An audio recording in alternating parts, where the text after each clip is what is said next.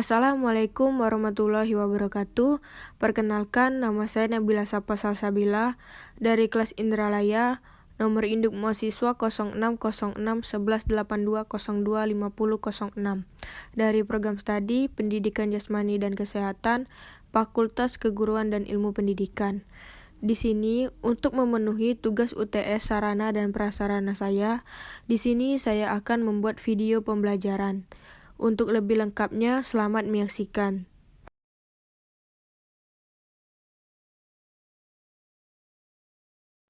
Baiklah, pertama-tama di sini ada materi yang akan kita bahas. Yang pertama ada hakikat, fungsi, prinsip-prinsip sarana dan prasarana.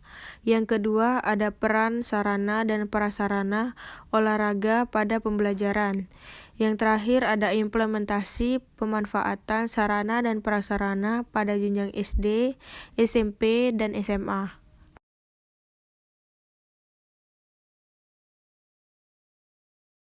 Baiklah, pertama-tama di sini ada hakikat sarana dan prasarana. Sarana dan prasarana adalah keseluruhan proses perencanaan, pengadaan, pendayagunaan, dan pengawasan sarana dan prasarana yang digunakan demi mencapai tujuan secara efektif dan jelas.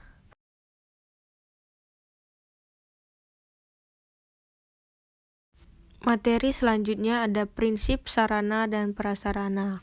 Yang pertama ada prinsip pencapaian tujuan, yaitu bahwasannya sarana dan prasarana pendidikan di sekolah itu harus selalu ada dalam kondisi yang siap pakai bagaimana bila akan didayagunakan oleh personel sekolah dalam rangka pencapaian tujuan proses belajar mengajar.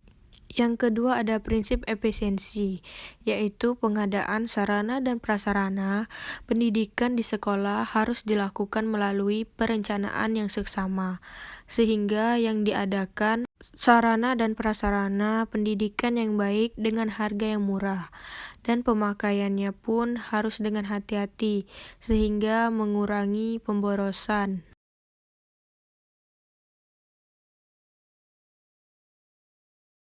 Yang ketiga ada prinsip administrasi, yaitu manajemen sarana dan prasarana pendidikan di sekolah harus selalu memperhatikan undang-undang, peraturan, instruksi, dan petunjuk teknis yang diberlakukan oleh yang berwenang. Yang keempat ada prinsip kejelasan tanggung jawab, yaitu manajemen sarana dan prasarana pendidikan di sekolah harus didelegasikan kepada personel sekolah yang mampu bertanggung jawab. Apabila melibatkan banyak personel dalam manajemennya, maka perlu adanya deskripsi tugas dan tugas tanggung jawab yang jelas untuk setiap personel tugas.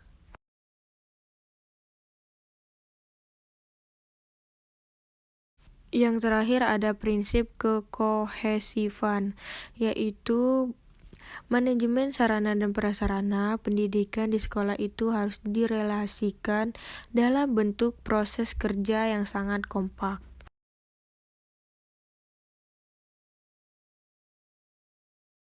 Materi selanjutnya ada fungsi sarana dan prasarana.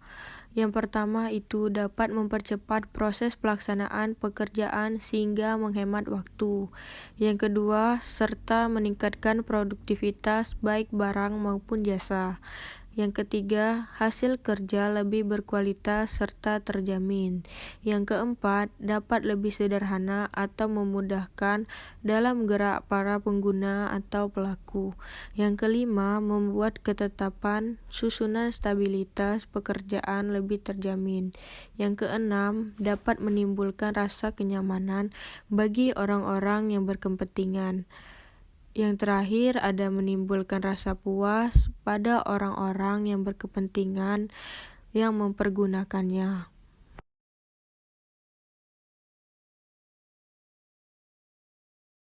Selanjutnya dapat kita simpulkan bahwa hakikat sarana dan prasarana pada olahraga adalah suatu bentuk permanen, baik itu ruangan di luar maupun di dalam.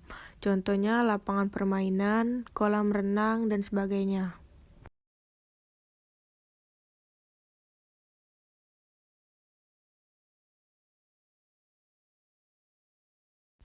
Selanjutnya ada materi, peranan, sarana dan prasarana olahraga pada pembelajaran. Pada hakikatnya, sarana dan prasarana olahraga yang sangat penting pada saat proses pembelajaran. Jelas bahwa dalam kegiatan pendidikan membutuhkan sarana dan prasarana yang cukup dalam penggunaannya. Dengan kegiatan pembelajaran, pendidikan jasmani dan kesehatan itu sangat penting. Dalam kegiatan pembelajaran, maka sarana dan prasarana tidak dapat diabaikan, sebab setiap materi pelajaran baik itu teori tetap menggunakan peralatan yang harus diperagakan baik dalam bentuk peralatan visual maupun audio, dan peralatan dalam bentuk gambar atau foto.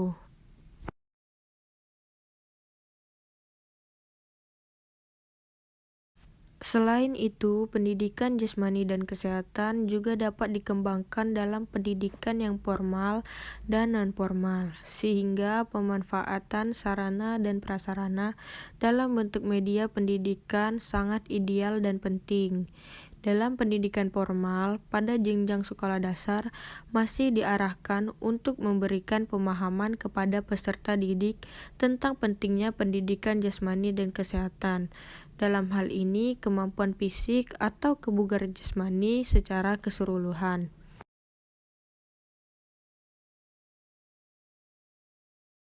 Sehingga diharapkan interaksi yang terjadi antara pendidik dan peserta didik akan terkait dengan penerapan yang didukung oleh sarana dan prasarana yang memadai.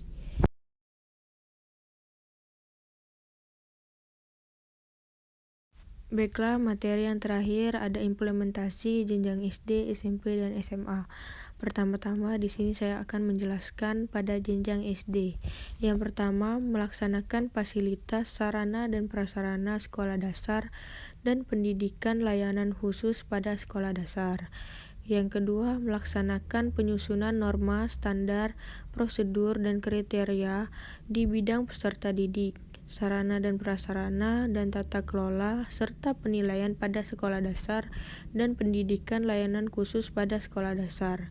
Yang ketiga, melaksanakan fasilitas pemberdayaan dan penguatan kapasitas penyelenggaraan di bidang peserta didik, sarana dan prasarana, dan tata kelola, serta penilaian pada sekolah dasar dan penilaian pada sekolah dan pendidikan layanan khusus pada sekolah dasar. Yang terakhir ada melaksanakan pemberian secara teknis dan supervisi di bidang peserta didik, sarana dan prasarana, dan tata kelola, serta penilaian pada sekolah dasar dan pendidikan layanan khusus pada sekolah dasar itu sendiri.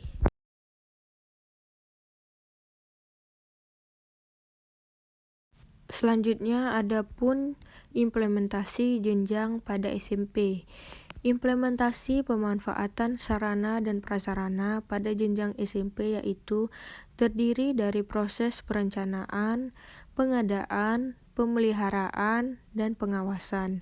Pertama-tama di sini kita akan membahas perencanaan. Perencanaan terdiri dari kegiatan penyusunan daftar kebutuhan, estimasi biaya gizi, menetapkan skala prioritas, dan menyusun rencana pengadaan. Yang kedua ada pengadaan. Ini terdiri dari pembelian, penerimaan hadiah, penyewaan, pinjaman, dan rekondisi.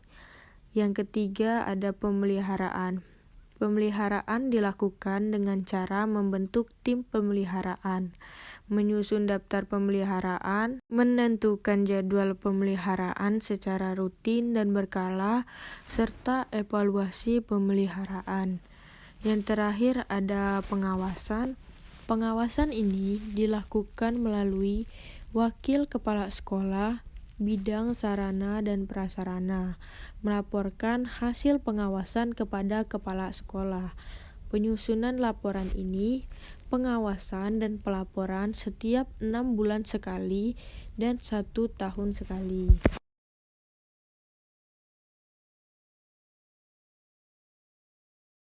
Yang terakhir ada implementasi pada jenjang SMA.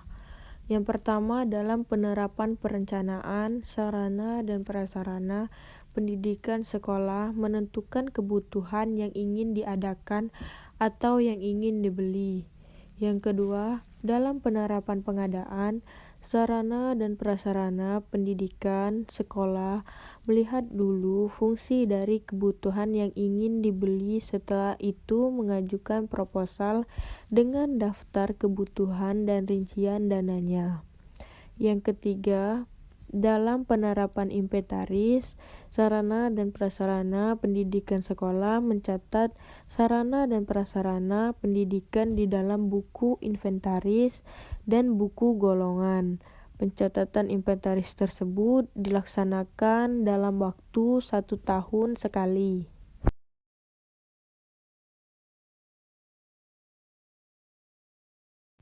Selanjutnya ada penerapan pemeliharaan. Dalam penerapan ini, sarana dan prasarana pendidikan sekolah melakukan pemeliharaan secara berkala, bukan secara terus-menerus atau setiap hari.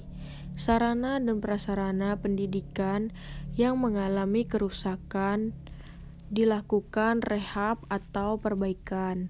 Yang terakhir, dalam penerapan penghapusan, sarana dan prasarana pendidikan setiap 8 tahun sekali atau 10 tahun, sekolah melakukan penghapusan apabila sarana dan prasarana pendidikan tidak layak pakai lagi dan tidak bisa direhab dan tidak bisa diservis lagi. Penghapusan sarana dan prasarana juga dilakukan apabila sarana dan prasarana pada pendidikan rusak berat, dicuci, ataupun terbakar.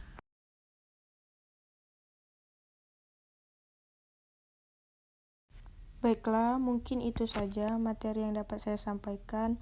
Lebih dan kurang saya minta maaf. Kepada Allah saya mohon ampun.